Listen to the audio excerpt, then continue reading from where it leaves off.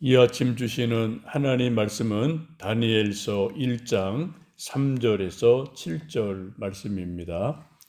왕이 환관장 아스브나스에게 말하여 이스라엘 자손 중에서 왕족과 귀족 몇 사람 곧 흠이 없고 용모가 아름다우며 모든 지혜를 통찰하며 지식에 통달하며 학문에 익숙하여 왕궁에 설만한 소년을 데려오게 하였고 그들에게 갈대아 사람의 학문과 언어를 가르치게 하였고 또 왕이 지정하여 그들에게 왕의 음식과 그가 마시는 포도주에서 날마다 쓸 것을 주어 3년을 기르게 하였으니 그 후에 그들은 왕 앞에 서게 될 것이더라.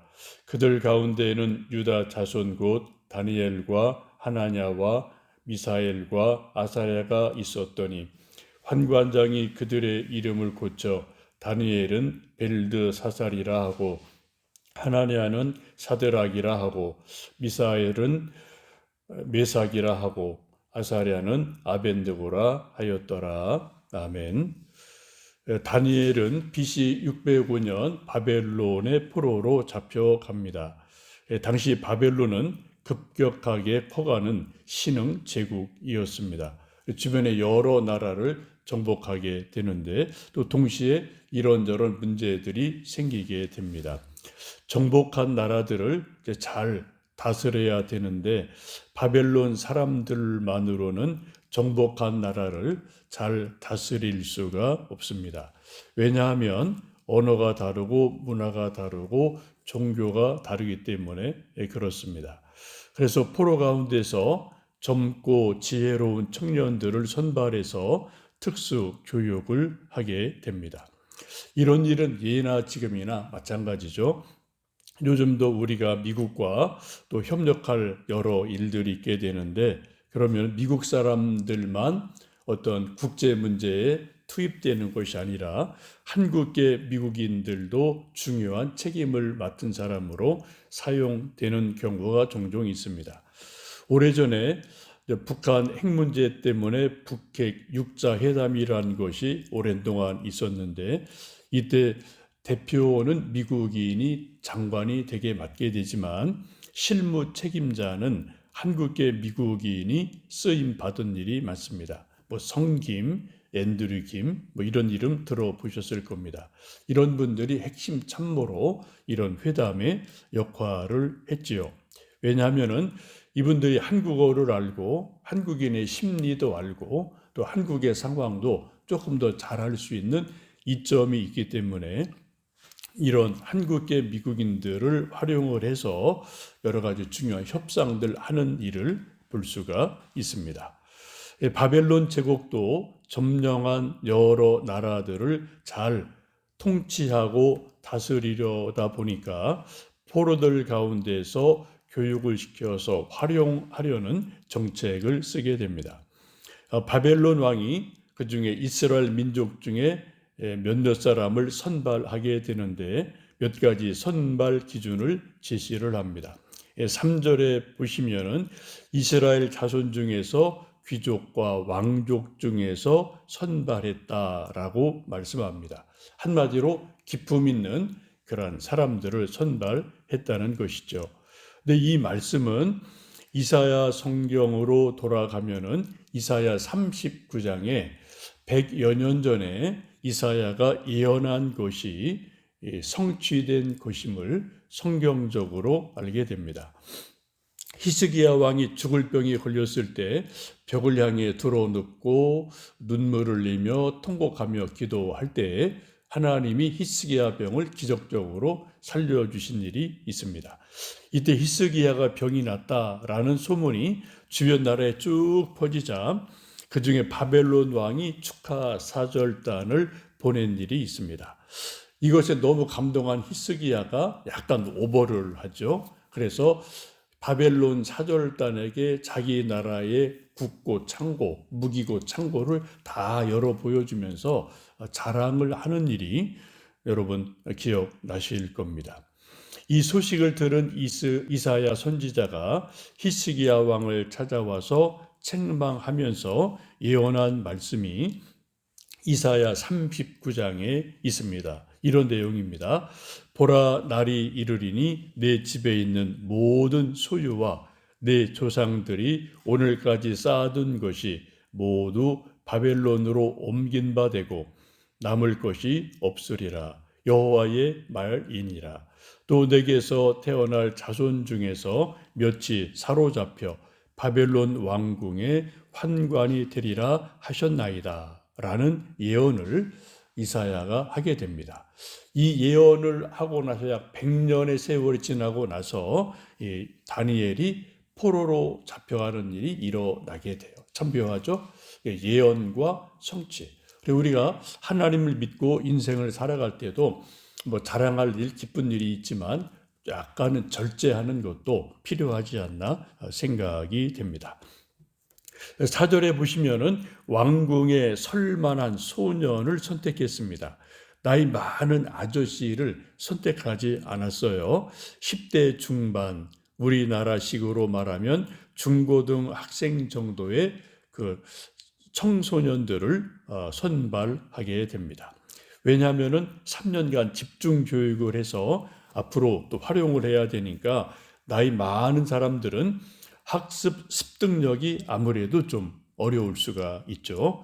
그래서 뭐 중고등 학생 정도, 청소년, 10대 이런 학생들, 아이들을 선발을 하게 됩니다. 뭐 여러분 아시는 것처럼 공부도 다 때가 있어요. 물론 우리가 요즘 100세 시대이기 때문에 뭐 은퇴 후에도 관심 있는 것 공부하고 또 연구하고 책 보고 이건 아주 좋은 일인데, 그러나 청소년, 중고등학교 때 공부를 바짝 하는 것은 한평생 살아가는데 너무나 중요한 일임을 알게 되죠. 그래서 우리가 또 기도할 것은 우리 교회학교, 유치부, 아동부, 중고등부 학생들이 더 부흥하고 하나님 말씀으로 잘 교육이 돼서 하나님의 사람들로 쓰임 받도록 여러분 교회학교를 위해서도 계속 기도해 주시면 좋겠습니다. 또 그 다음에 보시면 흠이 없고 용모가 아름다운 사람을 선발을 합니다. 일단 바벨론 왕의 어떤 그 신하로 쓰임 받기 위해서는 신체가 건강한 사람이 필요한 것이죠. 옛날 중국이나 우리나라 조선에도 인재들을 선발할 때 기준이 소위 신언섭판이라는 4가지 기준을 가지고 인재들을 선발했던 일이 있습니다. 그 다음에 모든 지혜를 통찰하며 지식에 통달하며 학문에 익숙한 사람이다라고 말씀합니다.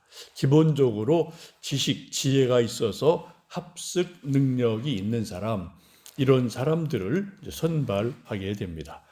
여러 사람들을 선발하게 되는데 최종적으로 오늘 말씀 보시면 이 기준에 합당한 사람 4사람을 선발을 하고 집중 교육을 하게 됩니다.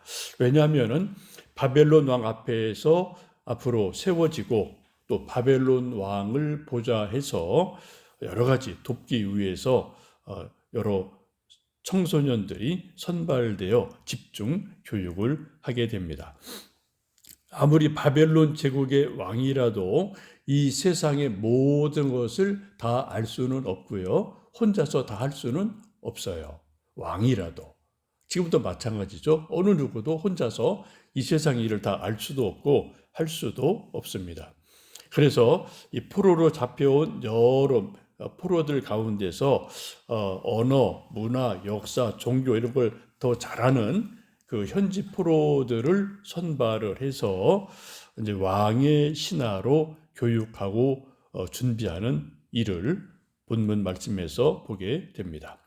그래서 선발된 사람들이 다니엘과 세 친구들입니다. 그리고 성경 보시면 이 4사람의 이름을 모두 다 바벨론식의 이름으로 바꾸는 것을 볼 수가 있습니다. 쉽게 말하면 창씨 계명을 했다라고 볼 수가 있는 거죠. 그래서 우리나라도 옛날 일제시대 때 창씨 계명을 하고 어려움을 당했던 일이 있는 것처럼 이 시대도 창씨 계명을 하면서 그들의 이름이 또 바뀌어지는 일을 보게 됩니다. 이것은 나라 일은 비극이고 또 바벨론 포로로 잡혀왔으니까 어쩔 수 없는 그러한 일이지 않겠습니까? 이름이 바뀐 것을 이렇게 성경은 말씀하죠.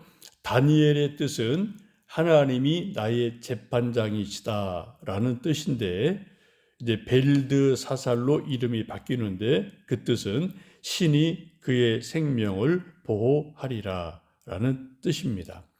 또 하나냐는 여호와께서 자비를 베푸시다라는 뜻인데 사드락으로 바뀌죠. 바벨론의 달신 아쿠의 명령이다라는 뜻입니다. 또 미사엘은 누가 하나님과 같은가라는 뜻인데 메삭으로 바뀌죠. 누가 바벨론의 달신 아쿠와 같은가라는 뜻입니다. 또 아사랴는 여호와가 나의 도움이시다라는 뜻인데 아벤느고로 바뀌죠.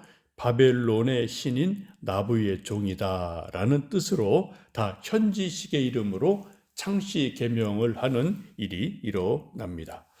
이 네 사람이 바벨론의 포로로 끌려가고 창씨 계명을 당하고 바벨론 왕을 섬기도록 특수 교육을 받는 비극이 일어나게 됩니다.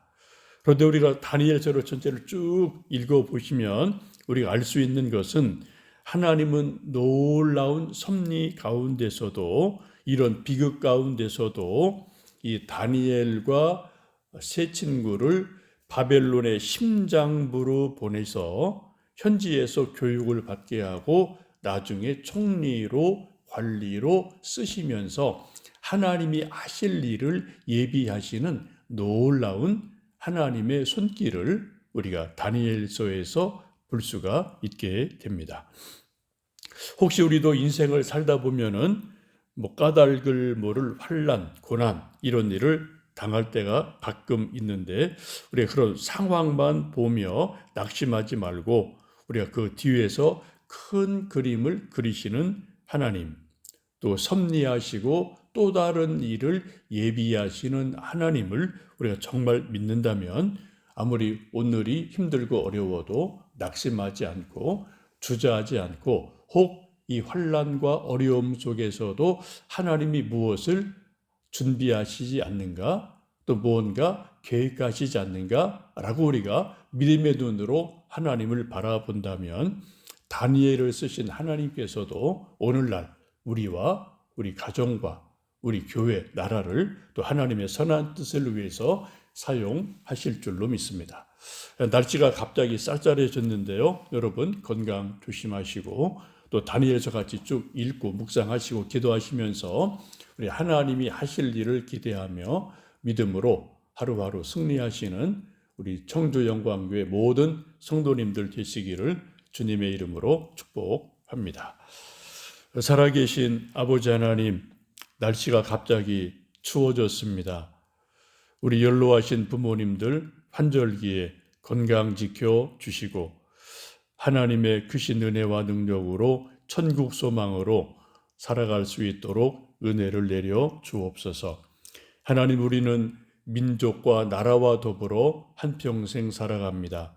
하나님 세우신 우리나라 대한민국이 하나님의 뜻을 따라 공의를 행하며 하나님을 두려워하는 나라 백성이 되고 정치인들 되도록 인도해 주옵소서. 이 땅에 전쟁 없는 평화한 땅이 되게 하시고 하나님의 존귀한 뜻이 이 땅에서 아름답게 열매 맺도록 은혜를 내려 주옵소서. 오늘 하루 또 믿음으로 시작합니다. 우리 모든 성도님들 또 가정 또 우리 귀한 일터에 하나님 복 주셔서 기도하고 공부하고 땀 흘려 일한 모든 것들이 하나님의 은혜로 열매 맺게 도와 주옵소서. 혹 몸이 아프거나 경제적인 어려움이나 남이 알지 못하는 환난과 고난이 있는 성도들이 있습니까? 낙심하지 않고 하나님 의지하고 기도하며 하나님의 도우심으로 승리할 수 있도록 주님 은혜를 베풀어 주옵소서. 우리 교회 학교가 잘 또 부흥할 수 있도록 은혜를 주시고 우리 찬양대 모든 분들 아름다운 목소리로 찬양할 수 있도록 성령의 충만함도 허락해 주옵소서. 우리 지역 개발 잘 되게 도와주시고 우리 선교사님들 열악한 여건에서도 복음 전합니다. 교회 세워지고 하나님의 사람들이 세워지는 귀한 은혜 있도록 저희들을 사용해 주시옵소서. 예수님의 이름으로 기도하옵나이다.